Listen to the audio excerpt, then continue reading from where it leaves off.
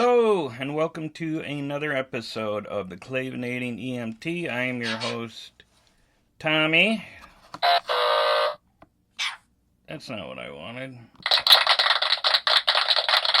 Thank you very much. Thank you very much. And that squawking, of course, is my roommate, my best friend. Hey, Buchan. Hey, Buchan, how are you? How have you been?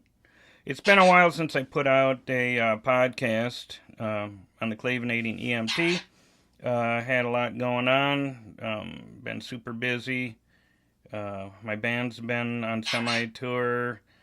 I took on another fire department, so I'll have twice as many stories, hopefully, to tell. And insights.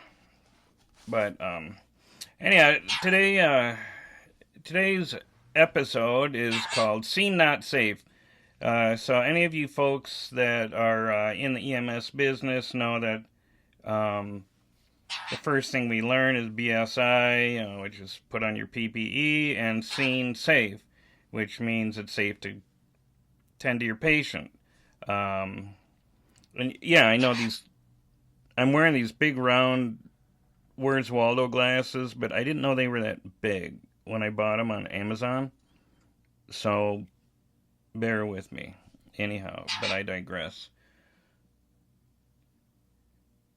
So, BSI scene safe. I got my PPE. The scene is safe for me and my crew to work in.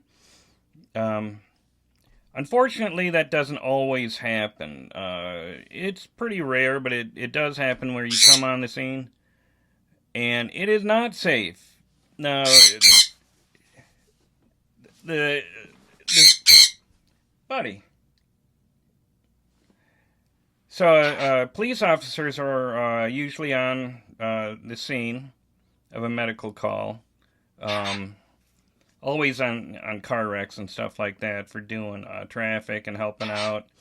And the police officers always do an outstanding job, but not always. And frankly, sometimes they're not there, and we go into an unsafe scene, or we go and the police officers have been sidetracked by something, or they just don't seem to give a damn, or they don't see an unsafe scene, and then things go sideways. And this goes for security personnel too, not just police officers. Whoever is responsible for keeping order and safety in a crowd setting, whether it's sports or anything else like that, or even at a private resident, the police officer, peace officer for that community. It doesn't always work out that way, and sometimes it's their fault, sometimes it's not, but again, it's rare. So here's a few scenes that I've been to that were not safe, and I'll just kind of go through why they weren't safe. Uh, Nothing bad. Well, something bad did happen at a couple of them, but by and large, I just left the scene going, "Oh, fuck, that could have really gone sideways," and I got lucky. But one of them, I was working as a EMT, buddy. Buddy, take it easy. As a EMT with a ALS rig out in a small town here. Um, Nearby where I live. We were busy though. We were super busy. And one of the busier parts of the job were tending to the trailer park nearby that seemed to have a higher number of calls. Not knocking trailer parks. I lived in one. I actually enjoyed it. But we get called to a attempted suicide, and we weren't given any details of the vehicle of suicide. Gun, knife, pills, nothing. Whether there were weapons or drugs involved, we don't know. We get to the trailer, get to the door, and there's a couple of officers there, and the owners of the trailer would not let the officers in. Apparently, they were foster parents. One of their foster kids was in one of the back rooms who had called 911, and said she was gonna take her life. And of course, we ended up there, and the police officers did. The residents did not want the police officers to go in to secure or in at all. I guess they'd had run-ins before and negative experiences, whatever the deal was, but they didn't want them to go in. So instead of insisting that they had the right to go in because of exigent circumstances, because of the 911 call, the officer just decided, yeah, that's okay. We don't need to go in. We'll let the paramedics and EMT go in. Which, looking back on it, really pissed me off because I did not know that the cops had not gone in and secured the scene. So we walked into a trailer, into the back room with a person in crisis. No idea if the person was holding a shotgun, a knife, a bottle of pills, and was going to take their life and take us out on the way. We had no idea. Everything turned out well. The patient got the help she needed, and everything worked out. I actually met her a couple times at other calls before. Very troubled young lady, but I think she's doing well. I think everything turned out. But I was not happy with the fact that we went into a volatile situation and the officers did not bother to secure the scene. We didn't make a big deal out of it, and my partner didn't make a big deal out of it. I certainly didn't. Just, my self-talk voice was really fucked up. So. Another one is I had a pulmonary embolism happen.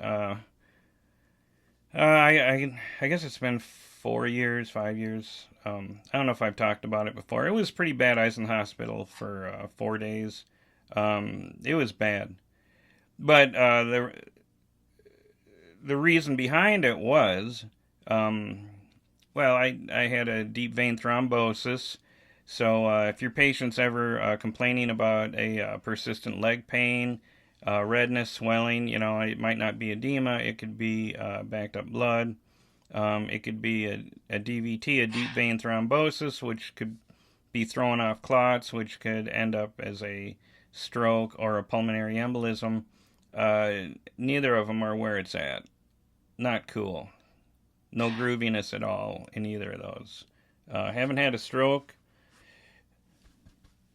yet, even though sometimes people think that that's my problem, but it's not.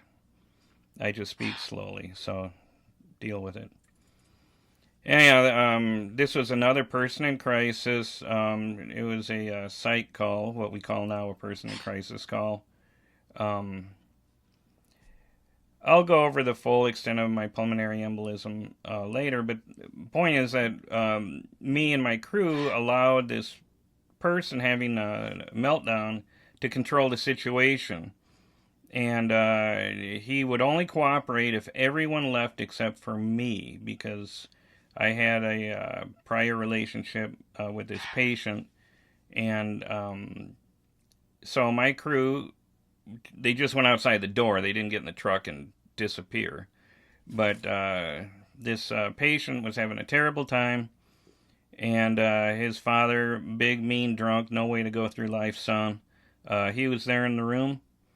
And things went south in a huge way very quickly. As soon as my crew got outside the door, the dad went crazy, and I ended up getting squished and wrestling with the dad, and it never should have got that far. If my crew would have stuck around, and it's not their fault, it was a joint decision we all made.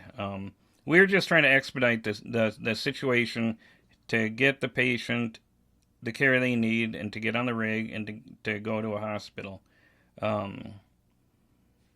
That was our intentions. We had good intentions. They just didn't turn out very well. So giving that patient control like that compromised our safety, and it was uncool. It sucked.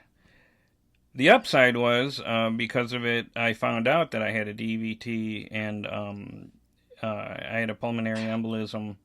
Uh, the next couple days, my lungs filled up with blood clots, and uh, I got really sick and went to the hospital. And I didn't die, so here I am today. So uh, another thing that happened, and this is pretty. It's not rare, but it's rare that it gets physical. Is uh, work in sports, youth sports especially. You get these 10, 12-year-old kids, and their parents and the coaches act like it's the Stanley Cup. So I guess talking about hockey specifically, but it's that way with baseball, softball, lacrosse, especially. All these other sports, and I'm doing hardly any EMT work for youth sports right now since I joined the second department. I just don't have the time, and frankly, I got burned out on the coaches and the parents. The vast majority, wonderful people. It's always that small group that take up the most time, that give you the biggest, largest pain in the ass, that make you just hate your job. So I don't miss that very much. I still do some EMT work, but I do it for buildings, not for sports. So, and I'll get to that in a minute. But uh, one of our jobs or our responsibilities as an EMT for youth sports is if we see a kid injured, we have the, I don't want to say right, well, we have the right and responsibility to pull that kid off the roster, to say the kid's no longer able to participate in the game because they are injured. We can do that. We have the final say who plays. That does not make coaches happy when you take their star player off the bench because they are concussed. They could be puking, and some coaches are really good about it. They're like, the kid's safety and health is number one. But some coaches are just assholes. They just don't care. You got to win, got to win, got to win. Nah, nah, nah, nah, nah. And parents are the same way. Well, I should say dads. I've never seen a mom get shitty about it. But a company I worked for, a good company. We did lots and lots and lots of hockey. The owner of the company was an EMT, firefighter. He did a lot of shifts himself, and I came to take over a shift from him at a tournament. And the police were there at the rink, and a little bit chaotic. And I said, I didn't call my boss dude, but I said, "Hey, dude, what's going on?" And apparently, a skater had slammed into the pipe at the net, where the puck goes in and you score, and the world stops turning at that moment. Um, Injured his neck, left a lump on the kid's neck, and the kid didn't have any detriments, any tingling, any visible signs of paralysis, anything bad like that. The kid got up, but the kid had a previous neck injury, and it left a distortion that the EMT was not happy with and pulled him off the roster. The kid threw a fit, threw his shit everywhere, went into the locker room, and the EMT went in to take a closer look at his neck at this point because the kid had walked away mid-exam. And then the dad came in and found out that the EMT had pulled the kid off the roster. So the dad grabs the EMT by the shirt and starts literally bouncing him off the wall. And then the kid joins in. So here's this EMT in a locker room, no one around, screaming bloody murder because his amped up dad and amped up kid are throttling him because the EMT was doing his job. Um, the dad ended up chucking the EMT across the room and then grabbed the kid and left, and the police were called, and the dad was arrested for assault. The kid, I think, got banned for life from the league. So that could have gone really bad too, but that's the kind of thing that it's not rare that parents or coaches get angry at EMTs or trainers for pulling a player. It's rare that it gets physical, but this is one of those times. I've had some times when it came really close, where I had to either stand up to them or something bad was going to happen. So I did. Another problem we run into, and this is more as a firefighter, we get called in for all kinds of reasons, and dogs. We get met at the door by dogs. We get met at the gate, if they have a fence around their house, by dogs. And sometimes the dogs are not friendly, they're protective. Um, More than once, I've had to walk past a dog. A couple times, I've walked past a dog that's bit me. Not very hard, but it was, biting. Thank God one time I was wearing my bunker pants because this dog was latching onto my leg. Um, uh, I don't, I don't have death wish or anything. If Cujo was there, of course, I'd be, hey, control your dog. But usually, I just push right past the dog. Other guys, I've had guys where they're like, I'm not going in there, and other guys just don't care. So everyone's different, but um, and it's not the patient's fault. They didn't expect to suddenly have a medical emergency and say, hey Fido, I'm going to put you in your cage because I'm going to have a stroke in about 10 minutes, and I don't want you to hassle the first responders. So I get it, it's but what really drives me nuts is when the family is standing around and the dog is jumping at us and barking and biting. That's when I say you need to control that dog, please, so we can tend to this patient. But they're a little preoccupied with their loved one who's down with a medical emergency. So I totally get that. But the dog still needs to be controlled. So um, yeah, I've had twice. I got bit once, not too bad. Another time, kind of bad, but not horrible. Um, Another scene not safe incident I had was when I look back on this too. I can't believe I didn't say anything or do anything because it really could have gone bad. And again, it was to me it was kind of laziness and just expediency, or maybe my partner had really good instincts. But but I was working on the ambulance, and me and my partner got a call for a person in crisis, not a psych call. I think you're having a crisis, hey boo. I've been on vacation for a while, so hey boo's not happy with me, even though his bird sitters are a couple of kids, and they love coming and hanging out with Mr. Hey Boo. So me and my partner get called to a guy and a giant. I will honestly call him a giant. This guy, maybe it was the hair. I don't know, but the guy was Hugh fucking Mungus, tall. He was built pretty solidly, and he had the Camarillo Brillo going. I mean, he had, um, huge buckwheat hair, just Don King looking guy, except giant. I mean, this guy must have been six. I want to say 6'6", 6'8", something like that at least. I mean, he was ginormous. And he was schizophrenic. His medication had run out. These are the kind of things that drive me crazy. He was having a hard time getting. This is all the story I got later from the patient. But he had a hard time refilling his medication. In the meantime, he became suicidal and just despondent. Called us. We went and got him. Now, my partner. Now, someone schizophrenic going off their medication, a lot of things can happen. And, again, no knock on the patient. It's a horrible illness. It's a lifetime illness. There's no cure for it. You can manage it.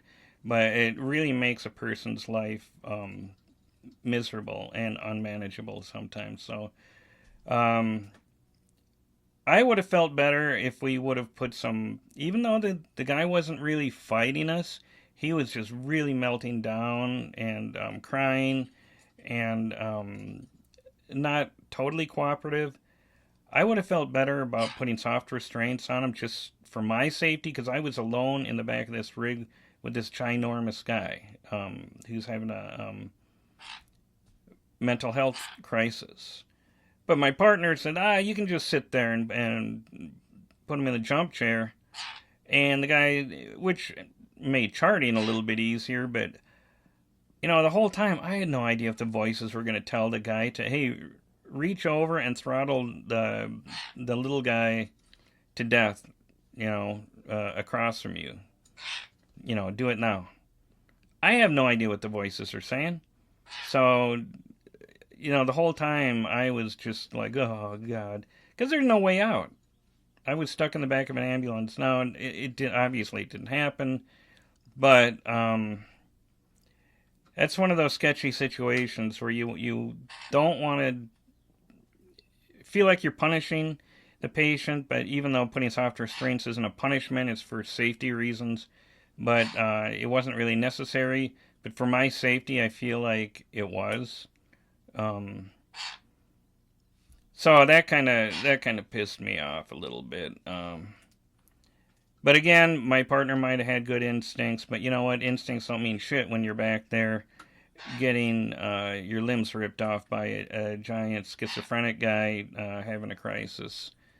So next time, dude, if you're listening out there, I doubt you are, because you already know everything, and there's nothing I can tell you. Yeah, this guy was sort of a tool. If you're listening, don't be a dumbass. Don't leave your partner in the back of the ambo with someone that's humongous and could do them some damage, and they're having a crisis. Do whatever you got to do to make your partner safe. So, I had another scene not safe. It was kind of, it was tragic but funny. I was in the fire department. Got a call for a fatal car wreck. Cars head on smashed into each other. Anytime there's a fatal car wreck, the road gets shut down because the state patrol comes out and they got to do their investigation, and they have all this gizmology. So it takes a while. So they need, we use our trucks to block the road. We get out and we turn traffic around. People get pissed at us, and we have to explain that there's a bad car wreck and we have to shut the road down and all that. Anyhow, it was double digits below zero. I'm out working traffic control. It just sucked ass. It was so cold, and most cars were seeing all the lights and all the emergency vehicles, and there's everything was out to say turn around. And if they did make it up to us, we'd say, I'm sorry, you need to go, and we'd tell them where to reroute. And his one car just kept coming closer and closer, and I'm like, oh shit, this guy's not gonna stop. I don't know what he was thinking, because there were two ambulances, 2 fire trucks, 2 ambulances, state patrol, cruisers, local law enforcement.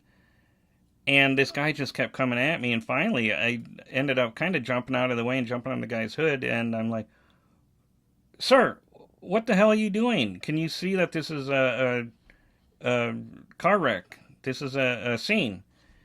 And the guy just looked completely out of his mind. He rolled down his window. He's going, I got these fucking pizzas. I got to get them delivered. I'm like, okay, well, you need to go back. Well, I'm not. Anyhow, yeah, so I almost got run over by a pizza guy trying to get his pizzas delivered. Now, I get it. It was freezing cold. Maybe he was afraid the pizzas were going to get cold, or he was going to get behind, or he got it. I don't know. It was pretty crazy. And then my most recent was actually just a couple days ago. This really sucked ass. I work at I work for a company, and we um, we have different buildings that have um, first aid rooms, so it's kind of like being a school nurse. And yeah, one of these buildings is this giant convention center. Thousands and thousands of people attend it. It's open to the public, so there's always something going on. And I actually really enjoy working there. The people are great. The staff is great. Um, but this was high school graduation time. So all these high schools are in there, and all these kids are running around and stuff. And my replacement came 15 minutes early to relieve me. And she's like, "Oh, how's it been going?" I said, "It has been quiet." I said, "Normally I expect, fights to break out or some drama at these graduations, but these kids have been great all day." I swear to God, I'm not kidding. As soon as I finished my sentence, our radios came on. A fight had broken out, and there were a lot of kids involved. It was more like a small riot, and so I run up. Me and my partner grab our bags, run up. Thank God it was. We were just switching off shifts, so we had an abundance of EMTs on. We had twice as many as normal, so that worked out great. But me and my partner grabbed these bags and we're trying to run into this crowd. And the security guys are standing on the outside and they go, "Hey man, be careful." And I'm like, I mean, these guys should have been making a hole for us or something, but they didn't. And actually, my partner and I didn't care at that point. We saw people were laying on the ground and needed tending to. And trying to get to the patient, I apparently accidentally bumped into someone who starts screaming at me, demanding that I apologize, and all this crap. And yeah, high school girl, real classy, and her friends, kind of pulled her off of me. I just completely ignored her. I didn't engage or anything. I didn't apologize. That's for goddamn sure. And went and tended to the patient, who is, of course these guys start fight. I swear to God, when I said that it had been quiet and the kids were so well behaved, I swear to God, as soon as I said that, two guys looked at each other and said, "What are you looking at? What are you looking at?" And then just started going at it. I swear it was my fault. I think I triggered that. But this poor patient, an elderly woman who's there to see her grandkid graduate high school, got hit with a heavy pole that a kid had decided he was going to use to, smack another kid and missed. And so this poor elderly woman probably has a broken hip thanks to this jackass. So, anyhow, that kind of irritated me that the security guys were telling us to be careful. They should have they should have formed a V and made a hole for us, but they didn't. And again, I didn't get pissy with them or anything, but in the little voice in my head said, "Jesus, guys, I mean, I get it. They're not armed. They don't even have mace or anything like that. But it's like, well, do something. At least come with us, But I didn't make a big deal. I ended, nothing bad happened, but it could have. The scene was not safe for me and my partner to go in and treat a patient. There were still people running around. Just it was insanity. They ended up shutting down the power to the place. I'm not sure what effect that's supposed to have. There's some protocol. They ended up clearing the place. They didn't send police in, of course, because they probably figured that would escalate things, and the security people had it under control, which they did eventually. So that's seen not safe. Again, the vast majority of the time, the police officers do an excellent job of calming down the scene, especially when emotions are running high. Family can get really amped up.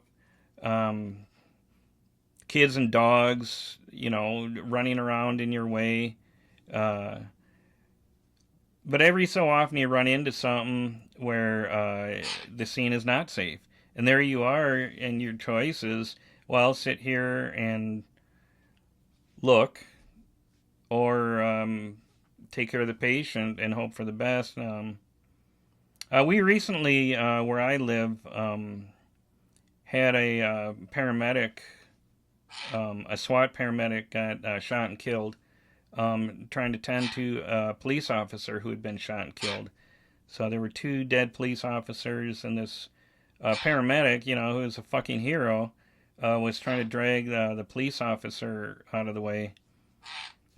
Scene definitely was not safe.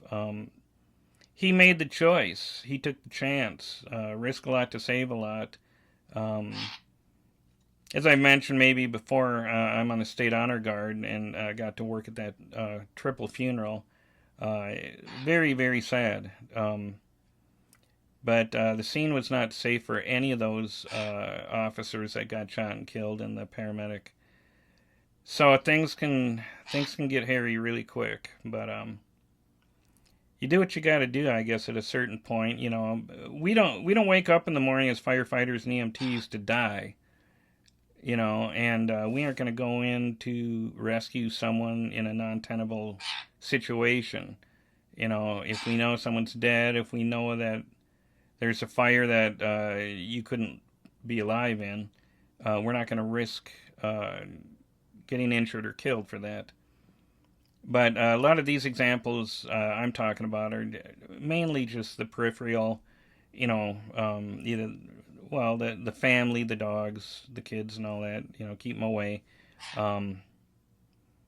Or the patients themselves can be dangerous.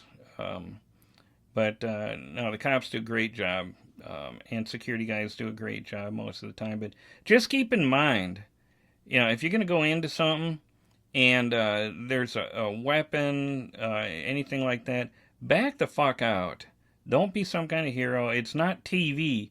You can't talk these people down from crazy. Okay, that elevator goes to the top and then it gets locked. It's not at all like you see on TV. These people get amped up until they snap and do something really shitty, and then there you are. You're dead. Don't you feel stupid? So here's a sorry to be gone for so long, and to put a new episode in, but say things have been life gets a little bit crazy, and but I'm back. I did another episode. Mr. Habu, what do you think? Okay? That's right, Mr. Habu. So, all right, well, remember, take care of yourselves, take care of each other.